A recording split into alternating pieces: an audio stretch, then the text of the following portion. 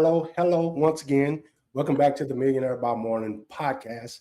We have a guest with us today by the name of Kim Resch. She helps organizations and individuals prepare for the era of AI.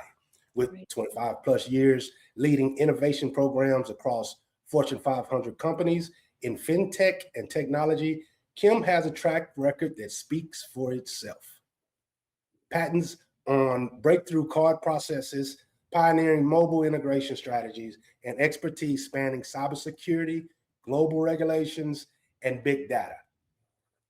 Unlike speakers who theorize about disruption, Kim has lived it and now helps others navigate it in an entertaining, engaging format. She is the author of Cyber Watchdogs, Taking the Consultancy Leap, course creator of Career Leap, Consultancy Leap, and Leap Fuel newsletter and YouTube channel.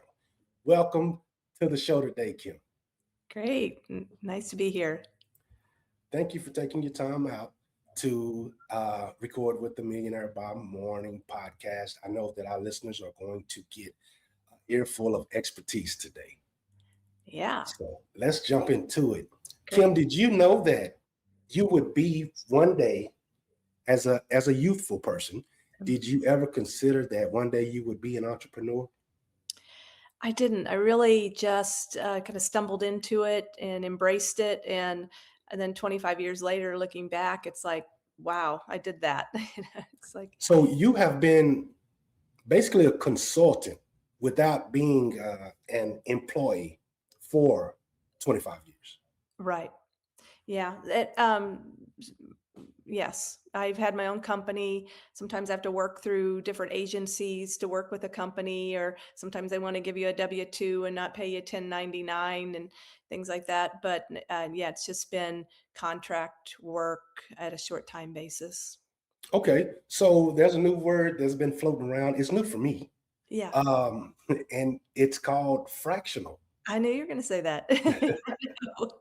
So is that kind of the work that you've been doing? Exactly.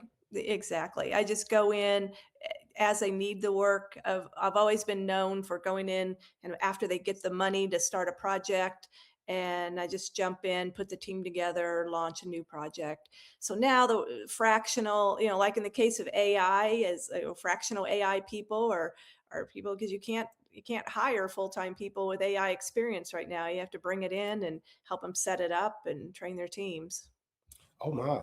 And so that is where you're leaning towards now. That is what you do now. Yeah. So being in innovation, I've always been in kind of tech innovation, and I go in kind of on the project side, on the team side, rather than the leadership side. I love being in the trenches, making it happen. So I've been doing it so long that I've been through all these revolutions, like you said. FinTech and digital commerce has come through so many different evolutions and changes, and everything was new in that. Then we had cybersecurity that hit, and that was new to everybody, and we had to learn that fast. Then we had what we call big data. All the privacy and all this data is commerce now, and everybody wanting data, but there's a privacy issue behind it. That was another tech evolution. Everything went to cloud. So really AI, while it's the biggest one we'll ever see in our careers, and it's bigger than a new product, it's just a new technology innovation to me. Right, right. And it's moving so fast. Unbelievably fast. Yeah. Kim, how do you keep up? Because you did just name, let's say, startups Mhm. and fintech and all of these different changes. And now we have AI, we have what's considered experts, but is it too soon to be considered an expert because things are going so fast? I think so. I mean, I'm sure there's a few experts in certain fields, but I think if you're hiring an expert, you're hiring a very very narrow field, and what you need are generalists who can understand the market and can learn it and can adapt. And it's I think you'll get yourself in trouble by trying to hire in very narrow-minded expertise, because they may not be the ones keeping up. Right. So I'll ask you, and this is kind of question for anyone that's out there that's interested. What is your what is your learning process? So Yeah. let's just say AI is fairly new. Hmm. What is your learning process? Can you walk us through that? How do you keep up? I'll tell you that. So for me, a year ago, I wrote the book Taking a Consultancy Leap, which is just saying how to become a consultant and put a business around it. And I did an online course and I was speaking on that. The first student I had on my course said, "Are there AI prompts for this? I don't do anything without AI prompts." And I was like, "Oh, I've got to learn AI. I've got to change this." And so a year ago, I started just anything I could learn, listening to podcasts, being in Facebook groups, being in a mentoring group that had an AI mastermind, and reading what I could read. And so I have a philosophy on how you start, and that is choose a tool. And for a lot of people, it's ChatGPT, or it might be Microsoft Copilot if you have Word and or in the Microsoft Suite, and that's what you're seeing. A lot of companies are starting there. So just start with your basic tool, and then Gemini is another one that people start with because you have the Google Suite, and start playing with it. Start, you people start using it like a search engine, like you would put into a Google search. Just you start there, and then you realize it's so much more, and you just start asking it more and more. It starts asking you, it starts knowing your style and your language, so you get hooked on that one tool. Then you can start broadening, try the other tools that I mentioned, compare answers, see how they're different, and then you start rolling out to even a broader by using tools that kind of help you with more productivity. I always say, like, Perplexity has a different view of things. It's a great one to kind of then broaden out to, and then you start really loving Perplexity. It gives you great stats, and it searches more media and newspapers, and a different type of data assembly. And then another one is Notebook, which is part of the Google Suite. It's just a fascinating tool, and these tools are keeping up and expanding weekly. It's amazing in 2 weeks what a tool new will come out with new features. And so, they're all competitive with each other, and they have to stay up and stay fresh. So you just start using them and you get hooked. You get hooked. That's true. That's so true. It does the thinking for you, Yeah. almost. Well, what does your typical client look like before they contact you or find you or begin working with you? Yeah. I think really that kind of mid-market, 5,000 employees and less. In in the past, I've worked with the larger companies, the Fortune 100s and 500s, very large companies.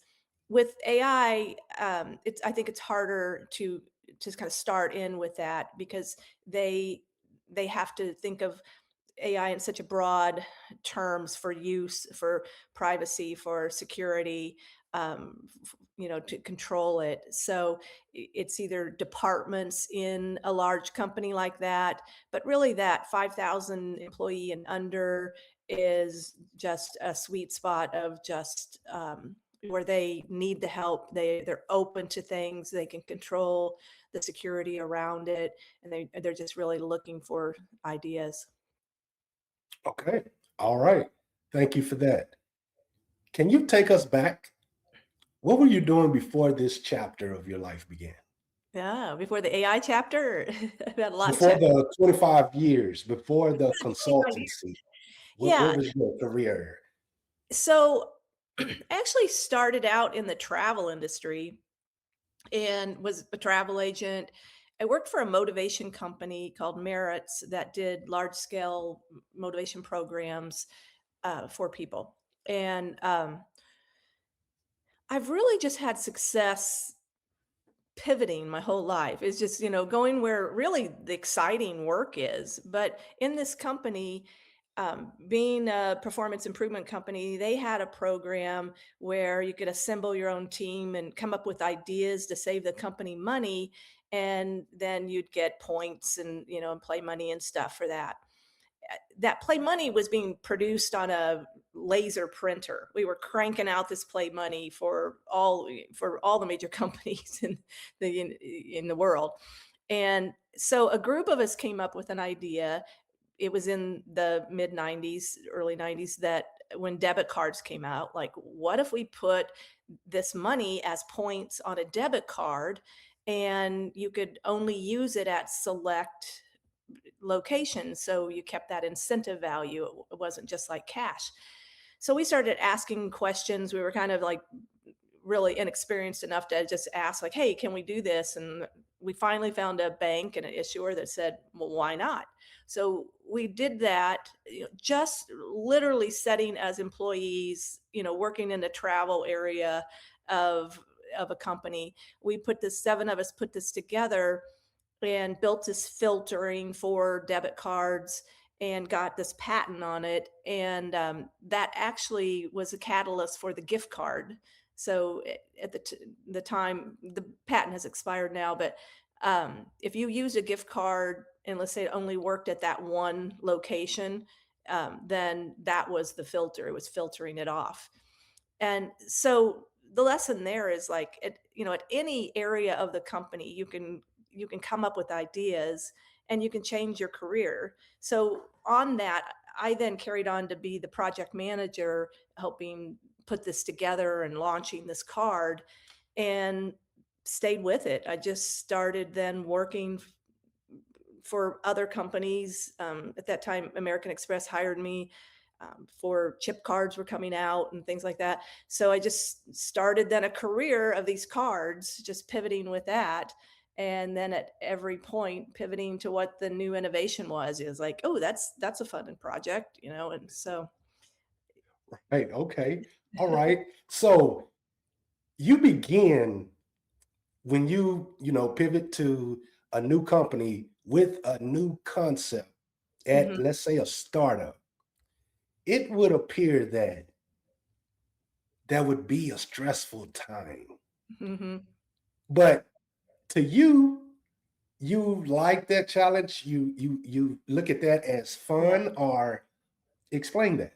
Yeah, that is definitely where I thrive. I mean, I get so excited about that area of it. I go in, I can keep a level head. Um, I always say I'm a lion and a lamb, and I know when to use it. It's like that's what I've always liked about being a consultant is if you're an employee, you you are more of a company person, but as a consultant, you can bring out things that that are right or wrong, and it's part of why they have you there. And although they often don't want to hear it, but I've always liked that part of it. I've always been trusted with my opinion on that.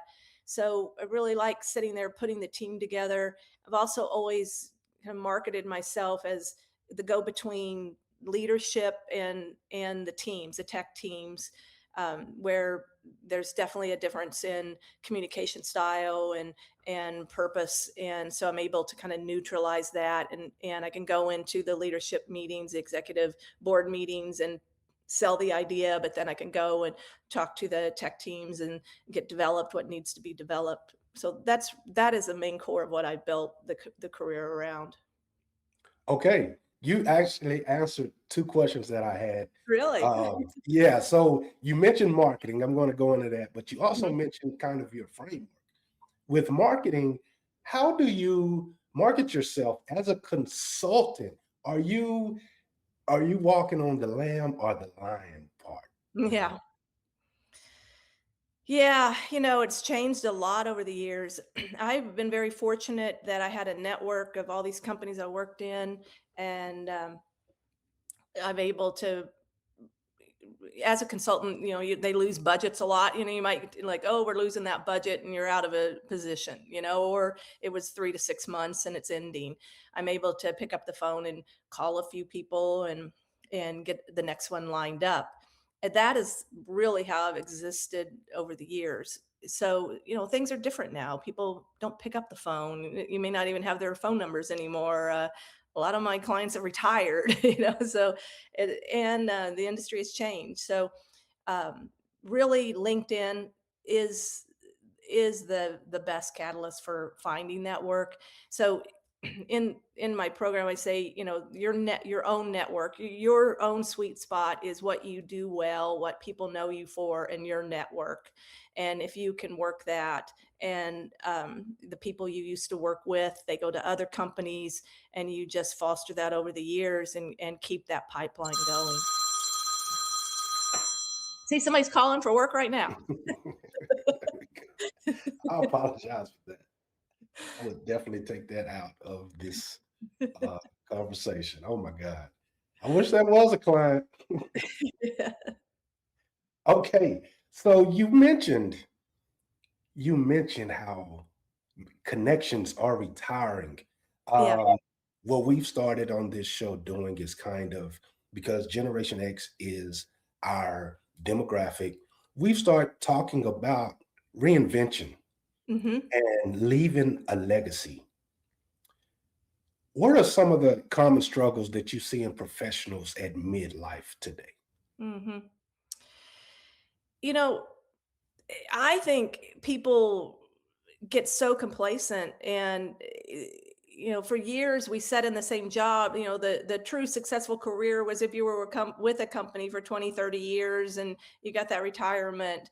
And now it's just different. People want something more fulfilling, and they want to change. So the legacy is what makes you want to go to work every day. The people that have been with the company for 30 years, they don't have that same level of passion as somebody that's going out and changing their. I always say reinvent yourself every 3 to 5 years and just completely shake it up. And it's amazing, and now with all the layoffs, I think we see that a lot more, that people do lose their job, and it forces them to do something new. And unfortunately, I think a lot of people get very panicky, and they jump into the next thing just to have a job. And you just have to step back and see what you really want to do, and do that, and trust it, and just believe in yourself. I agree. And I think that's why we are seeing a lot of expertise um, coming from people, solopreneurs, the Yeah. word fractional, coaches, consultants. And I believe it's a great thing that people can use or utilize their expertise as their strength and get paid to do it. I believe we're in a time um, like that. Yeah, it's easy to look like an expert online, and I think that is something that we have to, at this stage of our career, we have to really learn how to compete with, is somebody that markets himself better, looks great online, but doesn't have the experience. And I find they're they prefer to go with that younger and not so much about the age, but just somebody that is marketing themselves well. And I can give you all the AI answers, I can change your company, and they've just learned a few tricks and they're out there. It's like, but they don't know the whole baseline of what it means to your company, and how funding these projects long term really means, and what it means to the employees. They're not going into that level. That is correct. I'm so glad you mentioned that. Mhm. I'm glad because what it is easy to do is get online, stay online, talking about uh, how good you are at something, Mhm. and but when you actually have to do the job, it doesn't. Now you can hire a roofer or you can hire a landscaper, and they've done a really good job at marketing. Yeah. And they get to your house or your home, and you're just so highly upset, Yeah.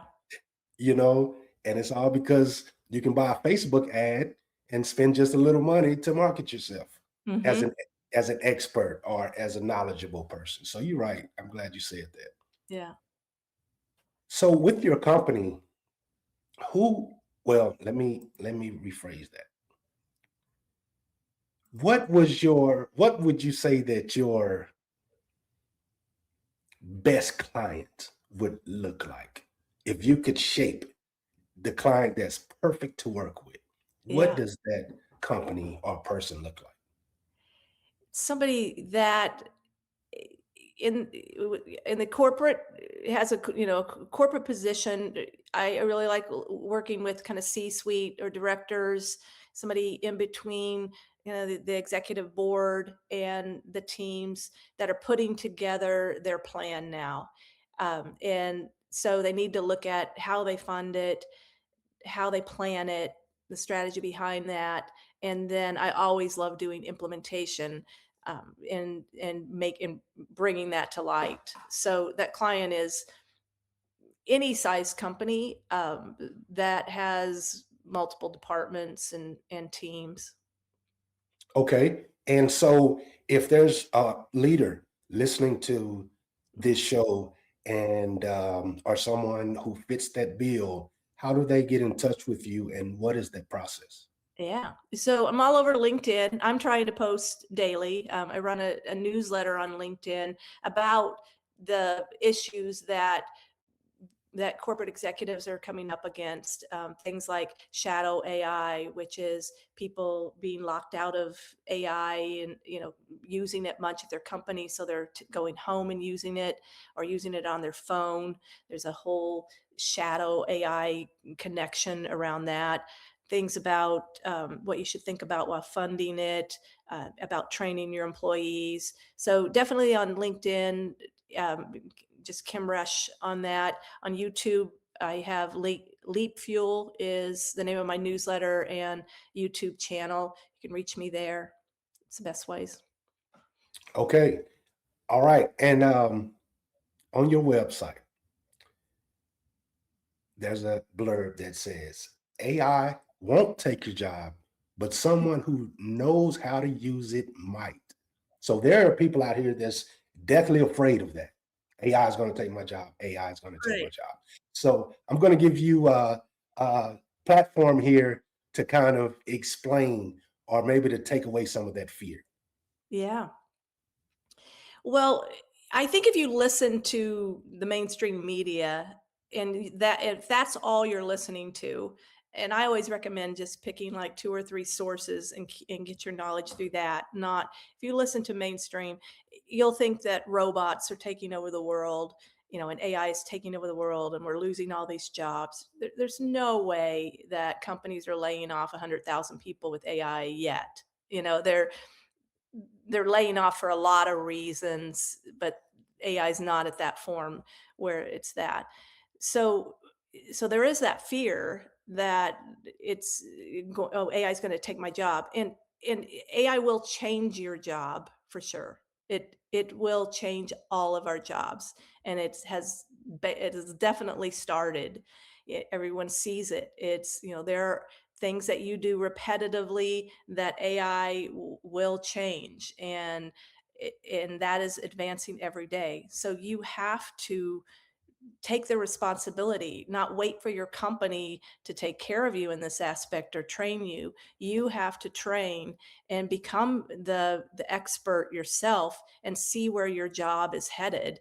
I have um, it takes an hour. It's a PDF prompt guide called Career Leap that you can put your resume in and see a vulnerability score, and I can offer a discount to that, for your viewers, and it shows you how vulnerable you are and where you can upskill, reskill, kind of change in your job category to stay competitive. So that is your responsibility. You've got to get behind it. So that statement, yeah, AI won't take your job. It's not going to sit there and do your job, but they're going to bring in somebody that's better with AI in the very near future to do your job if you're not looking on how to modernize it. Good answer. Good answer. You and yes, thank you for that. I will definitely put that link in the show notes. Okay. And could you speak on your other products? You have books and okay, let's hear about them. Sure. Well, taking the consultancy leap, we'll put the link in there for the book. There's a book. There's also a course on it, and it is how to take your experience and turn it into a consulting career. There's 5 steps of discovering your niche, discovering your audience, um, how to price yourself, how to build a business around it. A really thorough section on, should I be a LLC? Should I be an S corp? Am I 1099? All these terms that they might use, how to stay legal, and then last, how to market yourself. So that's out there, and then the course on that. That's the top products right now. Okay, that's very important. So where can you find the Consultancy Leap? Is that It's on on. Amazon? It is on Amazon, and I'll put a link in here, and I'll offer a discount on that too for your viewers. Okay, all right, awesome. That's very important right now, especially for the Generation X crowd. So I will shoot that out to my listeners. Um, all right, and you said LinkedIn is the best place to find you as far as social media is concerned. Yeah, I'm on all the social media, but LinkedIn, YouTube, we'll put the contact in there. Kim Okay, Resch, I have a website, kimresch.com, definitely there. So all right. All right. Well, Kim, I want to thank you for coming on the show today and giving us the insight to AI. Everyone is concerned about it. I see it online all the time. They're talking about it. They're scaring mainstream media, scaring people to death, but it's going to be okay. Become a consultant. You're an expert. I have a class, a course, and at the beginning of that course, I say it doesn't matter if you tie shoes. You're an expert at it, and there's probably people out here that will buy it. So yeah, we'll buy your expertise on it. So so just you become a consultant. So Kim, thank you for that. And to anyone that's out there listening, continue to make moves, make money, and make meaningful memories. Until next time. all right. Thanks a lot. Thank you, Kim.